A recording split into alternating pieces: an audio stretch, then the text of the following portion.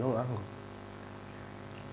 Halo semuanya, selamat datang di video saya. Dan untuk yang terhormat Bapak dan Ibu dosen dan teman-teman saya yang sekalian, saya Riko Jasa Andreas Rumahorbo dengan NIM 17 12 13 013 dari Prodi TPM Teknik Perancangan Mekanik. Di sini saya akan mempresentasikan atau menjelaskan hasil kerja praktek selama di PT Daya Radar Utama Unit Lampung. Di sini saya kerja praktek selama 2 bulan yang dimulai pada tanggal 6 Januari 2020 hingga Maret 2020. Dan yang selanjutnya yaitu adalah company profile dari PT Daya Radar Utama Unit Lampung.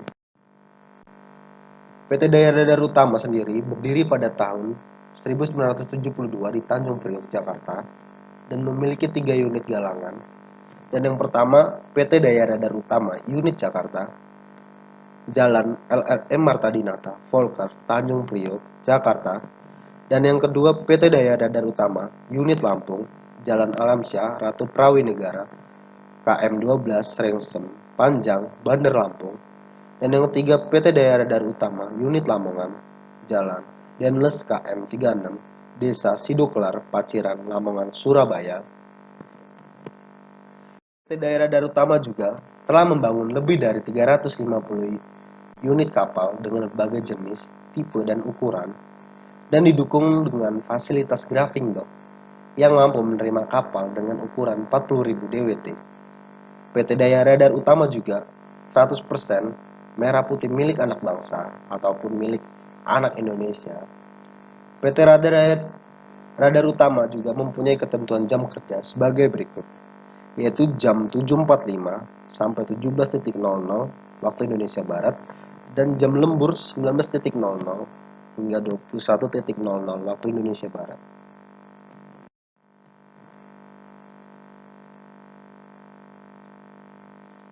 Dan ini ya sejarah dari Daya Radar Utama. Yang pertama, pada tahun 1972 PT Daya Radar Utama resmi didirikan, dan pada tahun 1980 order pertama pembangunan kapal baru jenis pilot boat, dan pada tahun 1991 order pertama kapal feri ro-ro penyeberangan, dan pada tahun 2002 membangun kapal perintis Coaster 350 DWT, dan yang pada tahun 2007 merintis pembangunan galangan kapal unit Lampung dan Lamongan, dan pada tahun 2008 mengoperasikan galangan unit Lampung dan Lamongan, dan pada tahun 2009 membangun kapal tanker pertama berkapasitas 3.500 LTDW dan membangun kapal coaster 500 GT Sabuk Nusantara dan menerima ISO 9001 atau 901. Dan pada tahun 2012 membangun kapal offshore jenis crew-boat aluminium, dan pada tahun 2013 membangun kapal feri ro-ro 5000 GT dan membangun kapal landing ship tank LST AT3, dan pada tahun 2014 membangun kapal tanker kapasitas 17.500 LTW dan membangun kapal offshore jenis AHTS 5000 HP dan pembangunan kapal patroli perikanan atau Fisher Patrol Vessel. Dan pada tahun 2015 mengoperasikan fasilitas graphing dock di Lampung, dan pada tahun 2016 membangun kapal landing ship tank atau LST AT4 dan membangun kapal kontainer kapasitas 100 TEUE. Dan pada tahun 2017 membangun kapal landing ship tank L atau LST AT5, 6, dan 7. PT Daya Radar Utama juga bergerak di bidang bisnis, pembangunan kapal, dan perbaikan kapal, dan ada juga kapal konversi kapal, dan desain dan engineering. Dan ini adalah target dari rencana penyelesaian pembangunan kapal yang ada di Lampung, yaitu 3 unit kapal angkut tank, sampai dengan akhir Desember 2019 dan 1 unit kapal tanker 3.500 TWT sampai dengan akhir September 2019.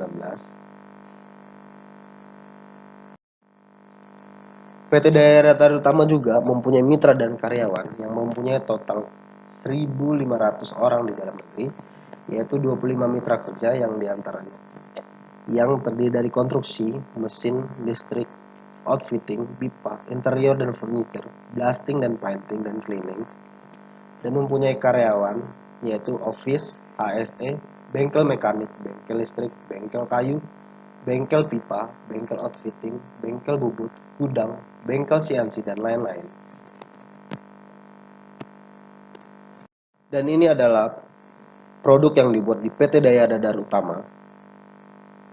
Ada landing ship tank, yaitu kapal perang angkatan laut yang mengangkut tank, dan fisheries patrol vessel, kapal pengawas perikanan, ferry Roro 5000 GT, dan ada tanker, ada AHTS 5150 HP, Fast Patrol Boat, Conversion Project, Crew Boat Aluminium, Ancor Handling Test, Ferry Roro GT, Coast Guard Patrol Vessel, Ferry Roro 500 GT, dan ada tugboat 1x1 600 HP, Ferry Roro 750 GT, coaster, dan ada accommodation workbench. Di PT Daya Radar Utama, saya mengamati yaitu atau bagian yang saya amati kapal KRI Teluk Yotefa 522, dan ini adalah foto sebelum launching dan foto sesudah launching, yang dimana kapal ini yang sering saya amati selama kerja praktek. Di PT Daya Radar Utama juga saya diajarkan dan diberi materi yaitu proses pembuatan kapal perang, yang diantaranya yaitu adalah yang pertama kontrak yaitu perjanjian antara pihak owner atau pemesan dengan PT Daya Radar Utama. Dan yang kedua ada kick off meeting, yaitu langkah awal memulai dan membahas proses produksi dan target yang akan dibuat nantinya. Dan yang ketiga ada first cutting, yaitu awal dari pemotongan dari pembuatan kapal. Semua material harus mempunyai sertifikat, lalu material bisa dipotong. Dan apabila material atau plat tidak mempunyai sertifikat, maka proses pemotongan tidak akan dilakukan. Dan yang keempat ada keel laying, yaitu membuat tanggal lahir kapal. Tanggal lahir kapal dibuat itu dikarenakan agar si owner atau si pemesan mengetahui sudah berapa tahun nantinya kapal ini dibuat, sehingga dia pihak owner ataupun pihak pemesan mengerti dan bisa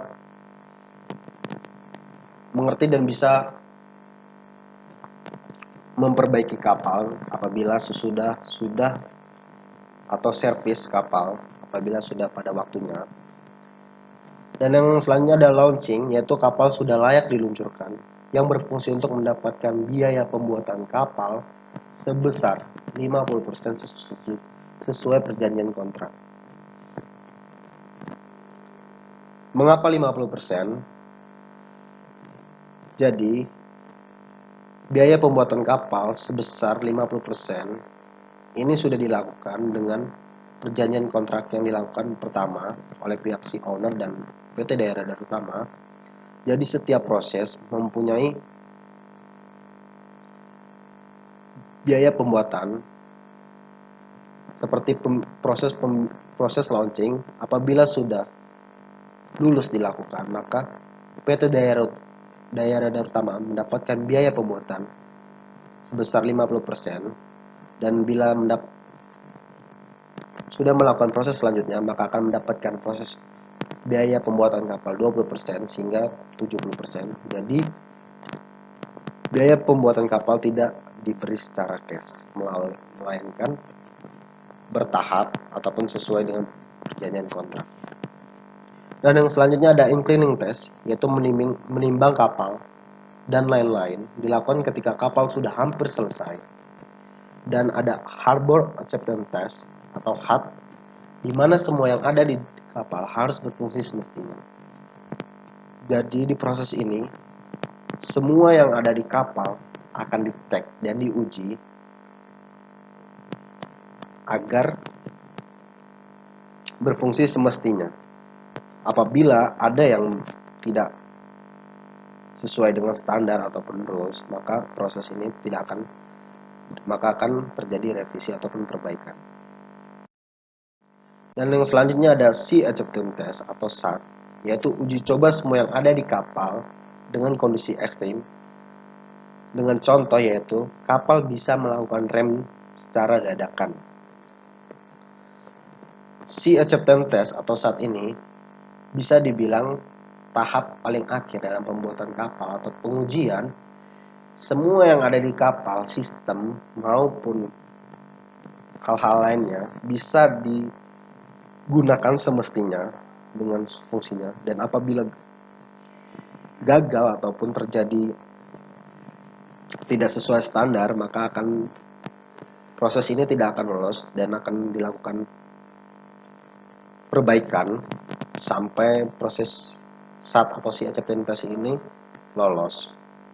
Dan yang selanjutnya ada training and familiarization yang dibagi menjadi dua, yaitu yang pertama ada classroom, yaitu memberi materi ke kru dan menjelaskan tentang troubleshooting yang ada di dalam kapal.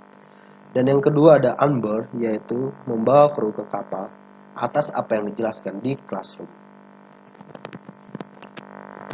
Langkah selanjutnya itu ada Commodore Inspection, yaitu datangnya jenderal-jenderal yang akan melihat kapal secara utuh dan meninggalkan surat-surat yang perlu dibutuhkan. Dan langkah yang terakhir ada Delivery yang dibagi menjadi dua. Yang pertama yaitu adalah Delivery of Ship, yaitu serah terima ke Kementerian Pertahanan. Dan yang kedua ada Inauguration of the Ship Commander, yaitu menunjuk komandan kapal yang telah dibuat.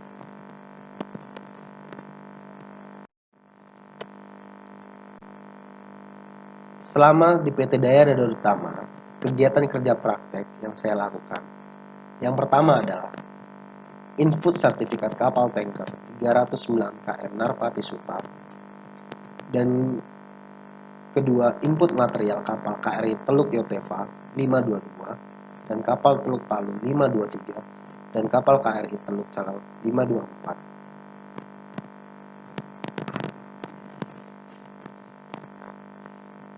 Dan yang ketiga yaitu ada inspeksi kapal KRI Teluk Calang 524. Di sini ada foto yaitu perwakilan dari inspeksi ataupun pemeriksaan kepada kapal KRI Teluk Calang 524. Salah satunya ada inspect welding bracket helideck, yaitu memeriksa welding atau las-lasan yang ada memeriksa welding ataupun las-lasan bracket yang ada di dalam ini. Dan ada juga memeriksa pipa kebakaran atau kesalahan las tidak sesuai standar, yaitu memeriksa pipa kebakaran yang di bagian sini. Apabila tidak sesuai standar ataupun rule, maka akan dilakukan perbaikan dalam mengelas. Dan yang selanjutnya ada inspeksi kapal KRI Teluk Palu 523, yang salah satunya yaitu cek welding dan deformation block FG3, yang dimana mengecek pengelasan plat ataupun dan terjadinya deformasi. Deformasi sendiri itu yaitu plat yang bengkok ataupun peot, dan di sini akan diukur apakah sesuai standar toleransi. Apabila masih toleransi, maka akan plat bisa dikatakan lolos, dan apabila tidak akan dilakukan firing ataupun pengelurusan plat. Dan kegiatan yang saya lakukan lagi juga yaitu mengecek peralatan yang sudah dipasang di kapal apakah sesuai dengan digambar. Jadi di sini ada list yang diberikan kepada saya dan ada gambar kerja di mana tempat dari peralatan yang telah dipasang di kapal. Jadi saya akan mengecek satu-satu apakah sudah dipasang pada tempat gambar ini yang ada pada di kapal. Seperti itu. Selanjutnya itu inspeksi kapal KRI Teluk Yotefa 522. Yang salah satunya juga mengecek pondasi senjata kaliber. Di sini mengecek pondasi yaitu mengecek welding ataupun las-lasan senjata dari kaliber itu sendiri. Dan ada deformasi plat seperti yang sebelumnya, yaitu plat bengkok ataupun peot. Di sini saya melakukan inspeksi atau pemeriksaan, pengecekan bersama Departemen Quality Control.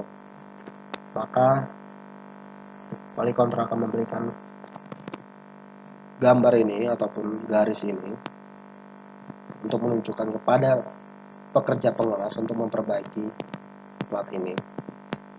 Dan saya juga ditugaskan untuk memfoto pekerjaan yang sedang dikerjakan. Di PT Dryer Utama saya ditempatkan di Departemen Quality Control dan Produksi. Dan ketika saya diproduksi, saya ditugaskan memfoto pekerjaan yang sedang dikerjakan oleh kepala proyek dari KRI Teluk Yotefa 522. Hal ini dilakukan untuk mengetahui apakah sudah sampai mana progres ataupun pekerjaan yang telah dikerjakan. Dan ini ada mengecek pipa fresh water, yaitu mengecek welding apakah sesuai dengan standar. Dan ada mengecek dan uji coba alarm kebakaran bersama Departemen Quality Control. Dan mengecek pipa fresh water sama seperti yang di atas ini. Dan kegiatan yang saya lakukan selama kerja praktik juga, saya mengikuti trial kapal LCVP atau Landing Gear Vessel Personnel, yaitu menguji kecepatan dan ketahanan dengan kecepatan 30 knot. Jadi, seperti yang di foto ini untuk mengukur seberapa kencang anginnya. Dan di dalam kapal ini minimal 30 orang dan harus bisa mencapai kecepatan 30 knot. Apabila 29 knot tidak sampai kepada 30, maka kapal dinyatakan tidak lolos uji coba. Dan di sini ada video di mana saya merekam.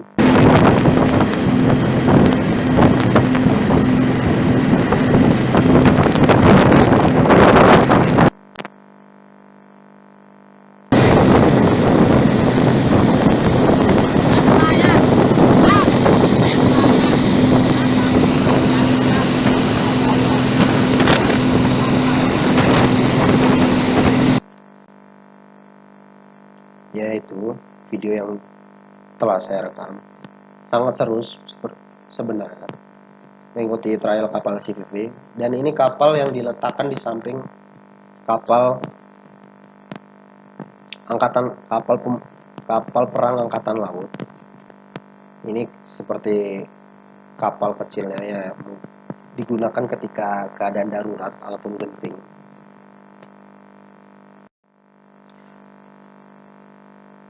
Dan kegiatan yang saya lakukan selama di PT Daerah Dryer Utama juga yaitu ada mendesain mesin welding otomatis. Dan mengapa saya mendesain mesin welding otomatis?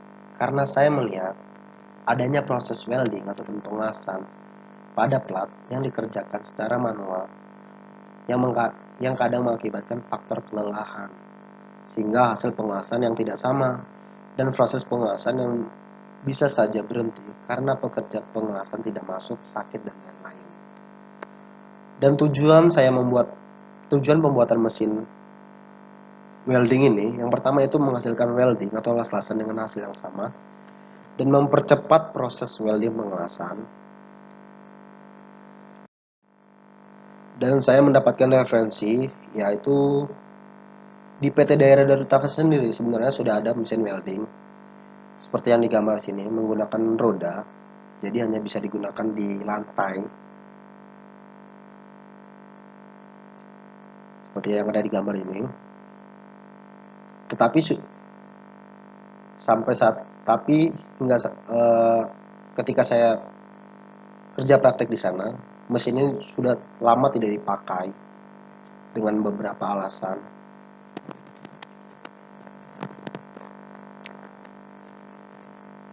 Dan ini adalah hasil desain ataupun gambar assembly mesin welding yang saya rancang ataupun saya buat. Ini adalah gambar utuhnya. Jadi ini meja ataupun alat pengangkut dari mesin welding itu yang saya buat, yang saya jelaskan nanti prosesnya.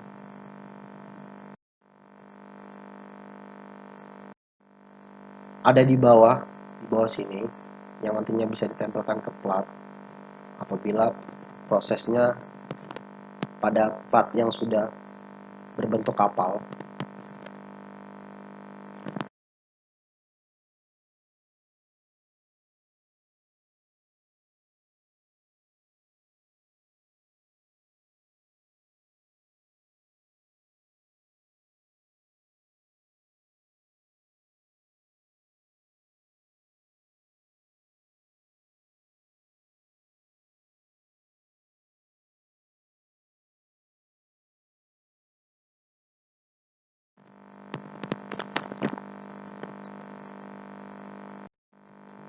Dan ini adalah desain mesin welding otomatis.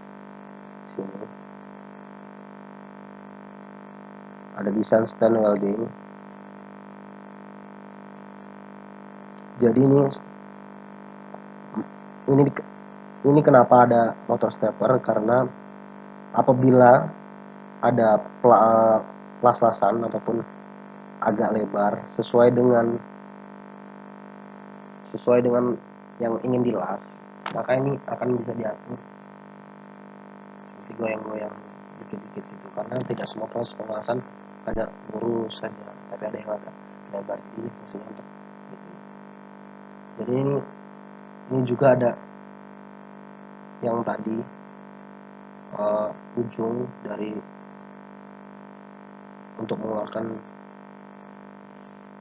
ujung dari alat tadi untuk mengelas, ini bisa dicopot apabila nanti sudah selesai dan bisa dipasang. Dan ini ada alat angkut mesin welding otomatis yang menggunakan roda agar mudah didorong.